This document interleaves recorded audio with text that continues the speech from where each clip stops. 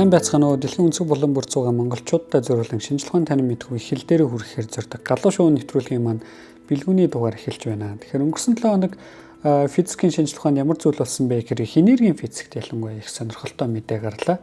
За тэр нь юу гэхээр одоо манай ихэнх сонсогч нар л мэддэг болсон баг. CERN гэж газар байдаг тийм.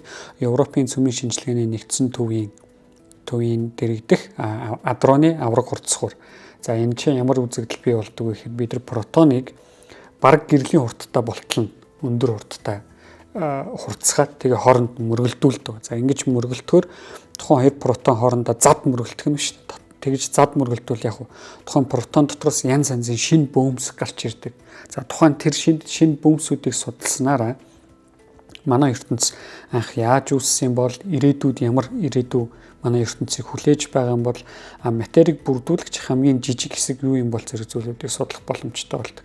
За хамгийн ойрын нээлт LHC дээрх нээлт гэх юм бол намайг оюутан байхад 2012 онд Альберт Хиггс бөмбөгийг нээсэн. За түүнээс хойш бол яг LHC-ийн CERN LHC-ийн маань Atlas болон CMS гэсэн фундаментал бөмбөс хайдаг буюу одоо бөмбөгийг материйг бүрдүүлэгч хамгийн жижиг хэсгийг хайдаг детекторуудаас судалгааны багуудаас ямар нэгэн өөр шинэ нээлт ирээгүй байгаа.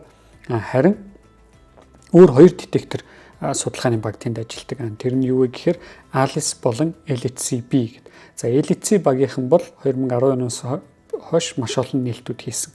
За үүний нэг чухал нээлт нь 2017 оны SciCC++ гэдэг одоо давхар цахилгаан цэнэгтэй барионы өдөөгдсөн барионы төлөв байна. За энэ барионы төлөвийг олж нээснээрээ их чухал нээлтийг квант хромодинамик буюу цөмийн хүчтэй харилцан үйлчлэлийг тайлбарладаг онолд хамрах их чухал нээлтийг хийсэн байна. За энэ тэгвэл яагаад чухал юм бэ гэж асууж магадгүй. За ингэх юм бол хэрвээ бид нэр атомыг бүрдүүлэгч атомын цөмийг ойроос харъя тий ойрын зайнаас харах юм бол за устөрөгчийн атомыг лингийнээр харъя л да хэдүүлээ. Тэгэх юм бол тэнцэнэ ганцхан шиг протон байж нэг эерэг цэнэгтэй тий нэмэг цэнэгтэй протон ба.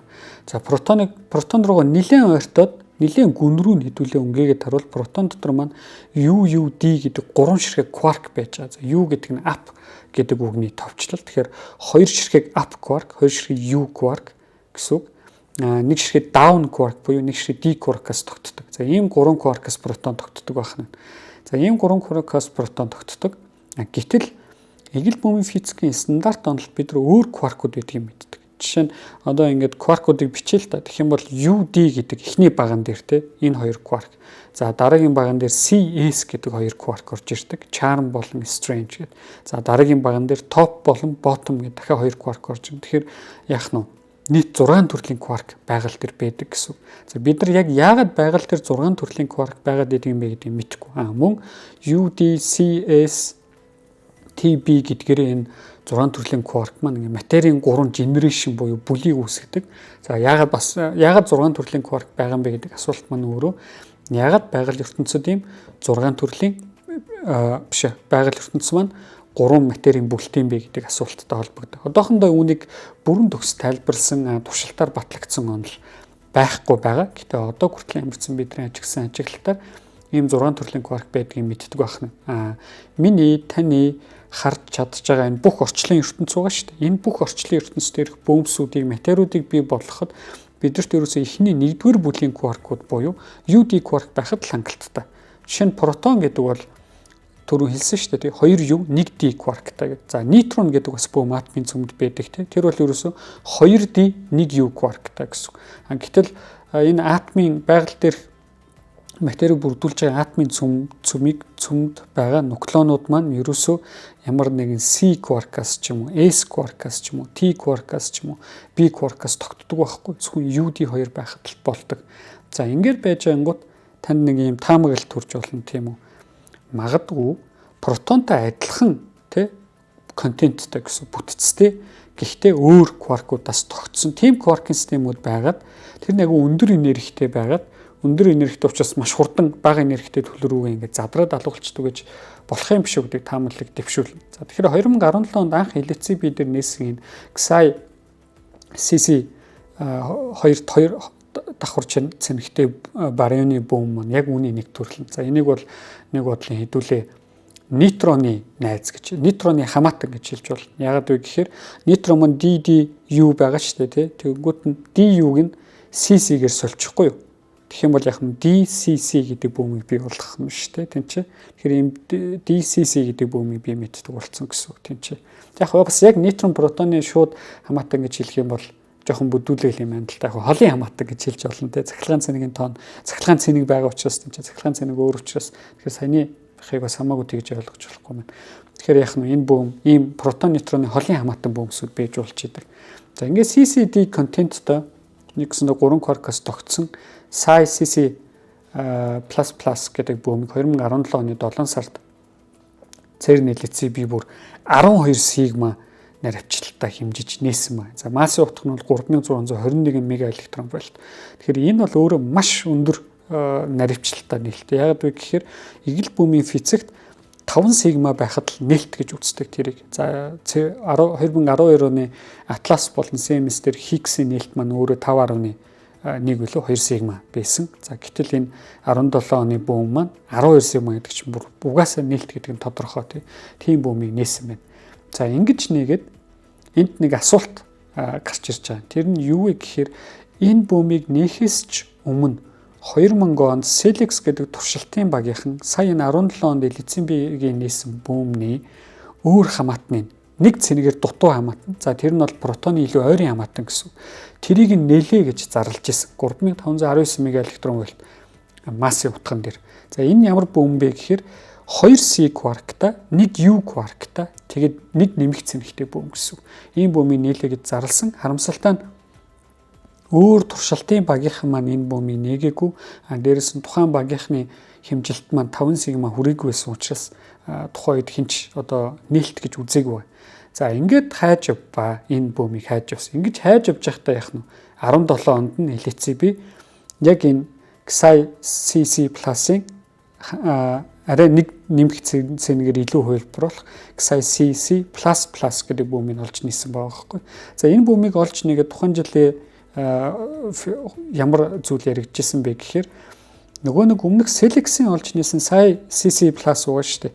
Тэр бөөм хайчваа тэр бөөм яаж нээх вэ гэдэг асуулт гарч ирсэн. Учир нь хэрвээ SciCC++ гэдэг бөөм байгаа бол угаасаа тэрний нэг цэнигээр дутуу хувилбарч байж ах хэвээр протоны арай илүү ойрын хамаатан тэр хувилбарч гэсэн байж ах хэвээр байхгүй.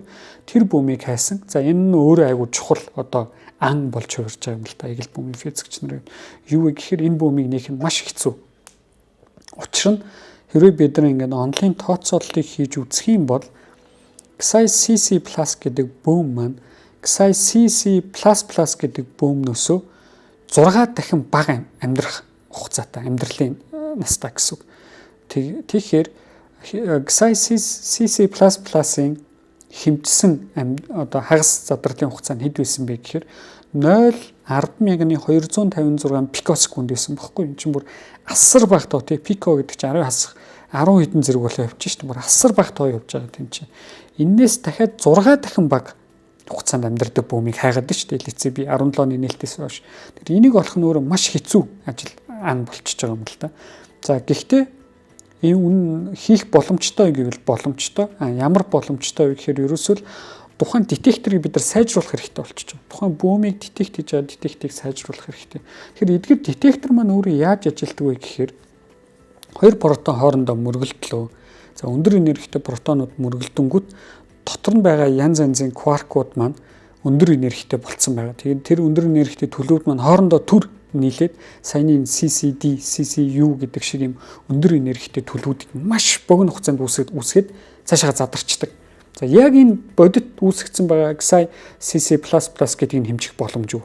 Энэ нь өөрөө яах нь 0.10,256 пикосекунд задраа явж байгаа шүү дээ.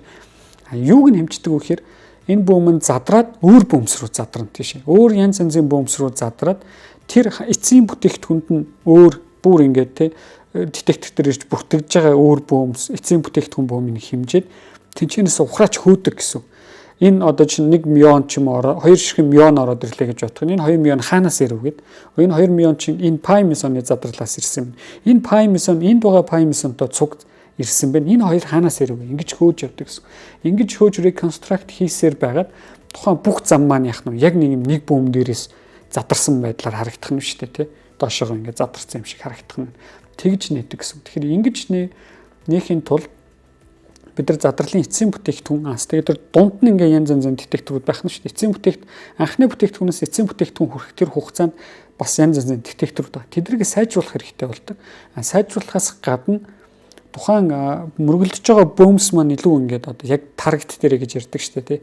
Яг байн дээр мөргөлдөх хэрэгтэй. Тэгэхээр энэ бүх сайжруулалтуудыг LHC би 2017 оны дараа хийгээд ерөөсөө өнгөрсөн 7 хоногт нөгөө 2000 оноос хойш хайгаад ч одоо 26 жил хайлаа гэсэн үг шүү дээ. 2017 оны ажиглалтаас хойш бол 10 жил шахам хугацаанд хайсан SAI CC+ гэдэг бөөмийг 7 сигма наривчлалтаар хэмжиж авсан.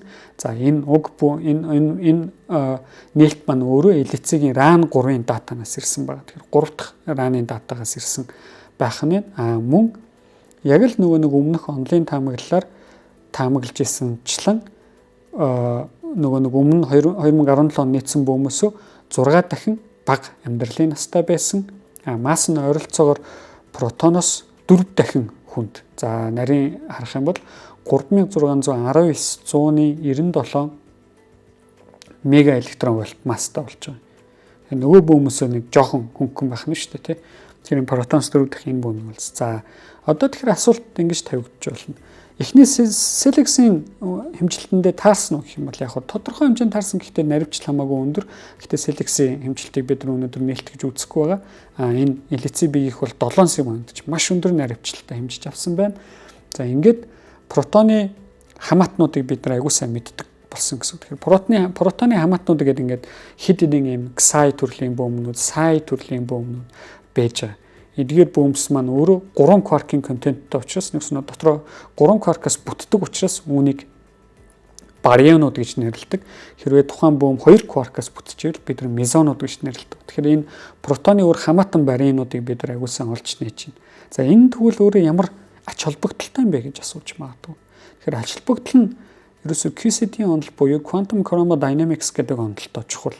За нэгт QCD-г бид нар илүү өндөр наривчлалтай хэмжиж чадчихна. QCD-ийн өндөр энергийн төлөвүүдийг янз янзын төлөвүүдийг бид нар өндөр наривчлалтай хэмжиж чадчихна. За ингэж өндөр наривчлалтай хэмжиж чадсанаар мөн саяны энэ барион протоны хамаатан барионуудыг олж нээсэн энийг яг барион спектроскоп гэж нэрлэж болно. Тэр бол ингээ бөөмийн массуудыг амьдрах хугацаа ямар контенттэй вэ, протонтой яаж холбогдож байгаа нэгдээ ингээд химийн үлэх систем шиг үрж болж байгаа. Ингээд өрөө тавьчихад. QCD-г аягүй сайн хэмжлээ. За эндээс ирээдүйд магадгүй яаж протон үсээд тэр түүнтэй адилхан бусад барионууд, мезонууд үсээд байгаа юм бэ гэдгийг бид нар ойлгоход бүхэн болно гэсэн. Өнөөдөр бид нар яг яаж 3 кварк хоорондоо яаж ямар динамикаар холбогдоод эсвэл 2 кварк хоорондоо ямар динамикаар холбогдоод мезоныг үүсгээд эсвэл протоныг үүсгээд барионыг үүсгээд бид нар мэддэг. Энэ зүйл маань өөрөө QCD онолд болох ёстой гэдгийг бид нар мэддэг. Яг л бид нар байгаа учраас бид нар амьдарч байгаа ус бид нар мэднэ. Гэхдээ яг нарийнда ямар динамик болоод тийм ийм зүйл болоод байгааг мэддэг. Тийм учраас энэ бусад өдөөгцөн төлөвүүдийг судалдаг. За ингэж өдөөгцөн төлөвүүдийг судлахаар протоныг яаж бүтэж байгаа динамикийг ойлгоход илүү дөхөн болно. За яаж дөхөн болох вэ гэхээр одоо түрүүний нээлт шүү дээ. XICC+ те 2C кварк, 1 U кварк байгаа. Ийм 3 кваркаас тогтсон. Тэгэнгүүт 2C кварк нь U кваркаас хэдэн мянга дахин хүнд өгөхгүй. Хүнд учраас нөгөө U кварк нь хөнгөн учраас 2C кварк ингэж тойрж эргэж байгаа төсөөлж бол. За одоо орныхоор бол яах нь төвд нь ас маш хүнд масстай 2 од ингээ ойрхон нэгээ тойрж эргэж байгаа. Массын төвөө тойрж эргэж байгаа. Захт нь хамаагүй хөнгөн нэг гараг тухайн 2 гарыг тойрж эргэж байгаа төсөөлж болж байна. За ингэж төсөөлснөөрөө бид нар дараагийн өөр протон юм уу мезон системүүд маань яг яаж дотоод бүтсэн бий болдог байх нь тэр динамик нь ямар учиртай байх нь гэдгийг ойлгоход чухал ач холбогдолтой байна. Тэгэхээр энэ спектроскопуудыг хэмжсэн маань өөрөө биднэрт магадгүй энэ атомын цөм яг яаж үүссэн бэ гэдгийг хизээ нэг өдөр ойлгоход нэг алхам төхүүлж байна гэж хэлж бол. Мөн энэ мэдэн дээр нэг чухал маш сонирхолтой зүйл ба. Тэр нь юу вэ гэхээр өнгөрсөн жилээс энэ жилээс эхэлж манай Монгол Улсын шинжилгээ академийн физик технологийн хүрээлэнгийн их энерги ба онлайн физикийн лаборатори маань CERN LHC-B дээр доктор Басан сүрэнгээр удирдуулсан судалгааны албан ёсны багтаа болж одоо энэ LHCb туршилтанд нэгдсэн. За ингэж нэгдсэний дараах анхны судалгааны ажил маань өөрөө энэ саяны өнгөрсөн 7 хоногт LHCb-д нэгдсэн XAI CC+ гэдэг судалгааны ажлын одоо ажлыг хөндлөнгийн шинжээч хийх тухайн датанд одоо репорт өгөх ажлыг хийсэн. Тэгэхээр нэг бодлын энэ нээлтэнд манай монголчууд шууд бус утгаар оролцсон гэж бас хэлж болно. Мөн манай Монголын хамгийн анхны одоо CERN LHCb дээрх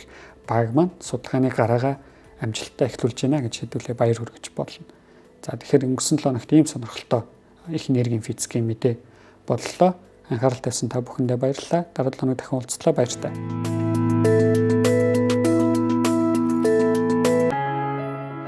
Нэвтрүүлгийг хүлээн авсан Нарны аймгийн монголчуудаа баярлалаа. Одмондөр сувг нь энэ мэдчлэн таны мэдхгүй мянган нэвтрүүлгийг 2026 оны 7 сарын 1 хүртэл та бүхэндээ хүргэх юм. Их хэлээрээ шинжлэх ухаан танин мэдхүйг түгээхийн үлсэд нэгтгэх хүсвэл та бидэнд хандив өгөх боломжтой. Жилдээ ганцхан удаа 100 мянган төгрөгөөр биднийг дэмжснээр шинжлэх ухаан танин мэдхүйг түгээх энэ үйл хэрэг амжилттай үргэлжлэх юм. Одмондөр нэр дээрх Худалдаачлийн банкны дансага 4191 тэгдүрв 518. Та 100 мянган төгрөгөөр шилжүүлэхдээ гүйлгээний утга дээр нь өөрийн нэр болон утасны дугаараа заавал бичээрэй. 100 мянган төгрөг хандалснаар Одмондөр сувгийн алтан гишүүн болох юм а. Шинжлэх ухаан танин мэдхгүй Монголд ялах болтугай.